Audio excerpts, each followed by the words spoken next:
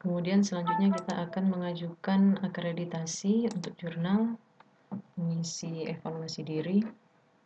Klik di sini borang akreditasi, pilih. Ini karena sudah pernah diajukan sebelumnya, namun kita ulang lagi pengajuannya. Yang pertama itu untuk kelengkapan dokumen. Nah, untuk kelengkapan dokumen di sini kita masukkan username editor. Maksudnya adalah username dan password untuk OJS.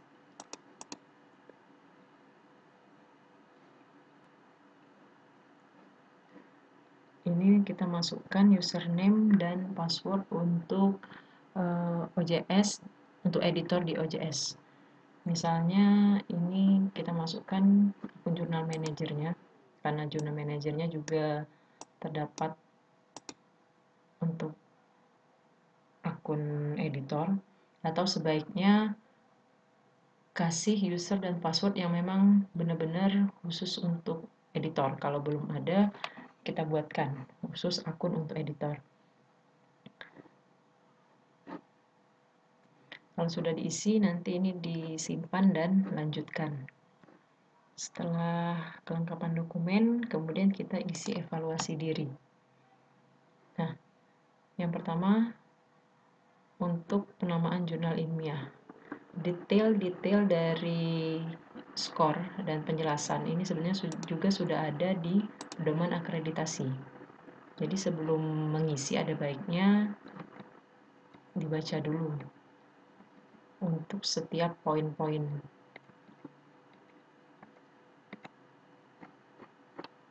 Yang ditanyakan untuk evaluasi. Penamaan jurnal ilmiah ini karena media wahana ekonomika ini umum untuk ekonomi,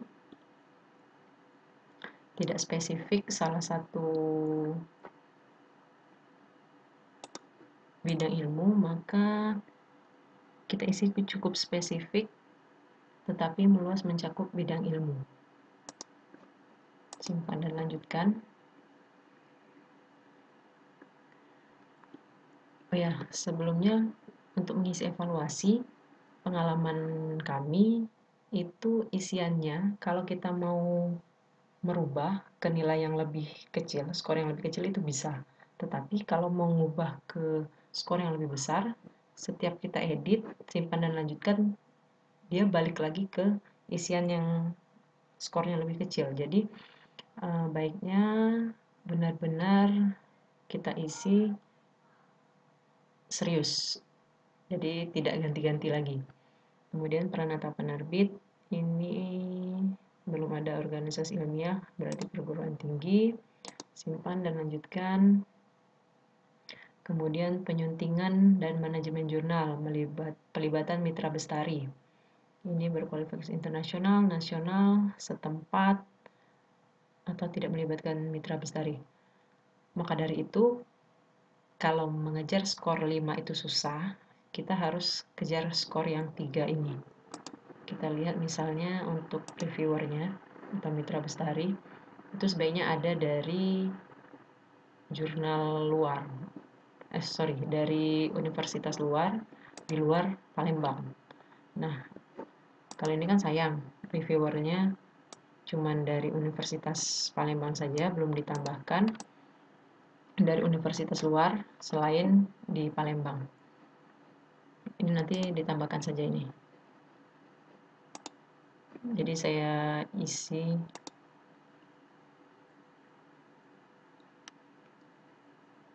yang kedua. Yang ketiga berarti kalau untuk real yang sekarang ya, melibatkan mitra bestari setempat. Kemudian mutu penyuntingan substansi,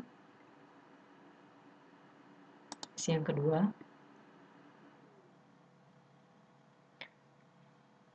Kemudian kualifikasi dewan penyunting. Nah, kualifikasi dewan penyunting ini adalah di editor kita ini.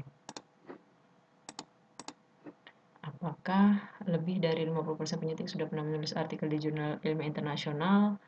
Atau yang kedua, sebaiknya kita kejar skor yang kedua. Kurang dari 50% penyunting sudah pernah menulis artikel di jurnal ilmiah internasional. Silakan dicek sendiri di editorial timnya. Kemudian petunjuk penulisan bagi penulis. Nah, ini seharusnya kita bisa kejar skor yang kedua ini. Di author guideline harusnya sudah detail kita tulis, kemudian di template, jurnal template. Jadi bisa kita isi yang pertama. Kemudian mutu penyuntingan, gaya dan format. Baik dan konsisten. Kalau kita sering berubah-ubah template-nya ya, jangan diisi yang baik sekali dan sangat konsisten, isi yang kedua saja. Tapi kalau memang menurut pengelola jurnal masing-masing sangat konsisten, silakan diisi yang skor yang kedua, yang pertama, sorry. Kemudian manajemen jurnal ilmiah. Nah, ini yang kita sayangkan juga, kita tidak akan pernah bisa mengejar skor yang pertama ini karena OJS kita juga banyak fitur-fitur yang tidak bisa. Jadi masih menggunakan manajemen penyuntingan secara kombinasi daring dan surat elektronik. Simpan dan lanjutkan. Kemudian untuk substansi artikel, yang keempat, cakupan keilmuan, disiplin ilmu. Kemudian nanti diperbaiki atau disesuaikan dengan kondisi jurnalnya masing-masing. Aspirasi wawasan nasional. Jadi pastikan penulis kita tidak hanya dari satu daerah atau satu institusi. Kemudian kepioniran ilmiah dan orisinalitas karya.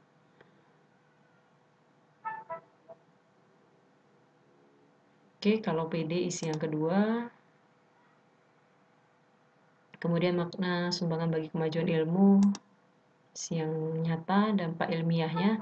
Nah, ini untuk dampak ilmiah, kita lihat seharusnya kita bisa ngejar skor yang ini, sangat tinggi. Caranya kita lihat di Google Scholar. Nah, ini kan diminta jumlah citasi lebih dari 25. Ini kutipannya 24.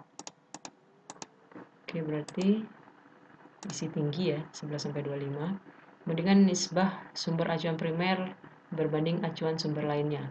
Sumber acuan primer ini adalah daftar pustaka yang berasal dari jurnal ilmiah. Jadi memang sebaiknya penulis-penulis yang memasukkan artikel di jurnal kita review itu daftar pustakanya.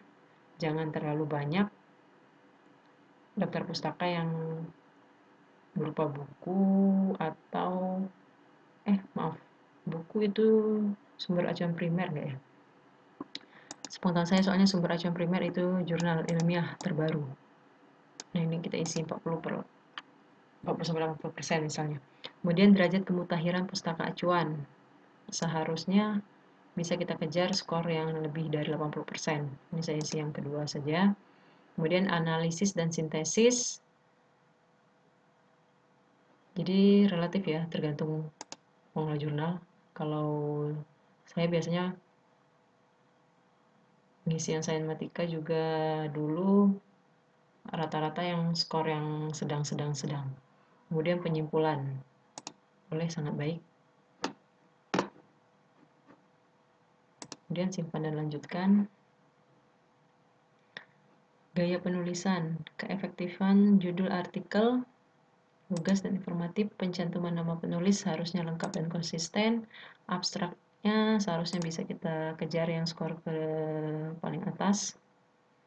Kemudian kata kunci ada, konsisten, ini juga harusnya bisa kita kejar. Kemudian sistematika penulisan artikel lengkap dan bersistem baik. Pemanfaatan instrumen pendukung.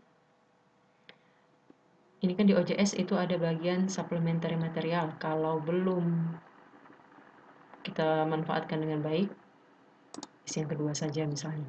Kemudian sistem pengacuan pustaka dan pengutipan. Nah, ini yang sebabnya kita harus menggunakan aplikasi seperti Mendeley, Zotero, EndNote supaya kita bisa ambil skor yang pertama. Tapi karena tidak menggunakan aplikasi manajer referensi, yang kedua.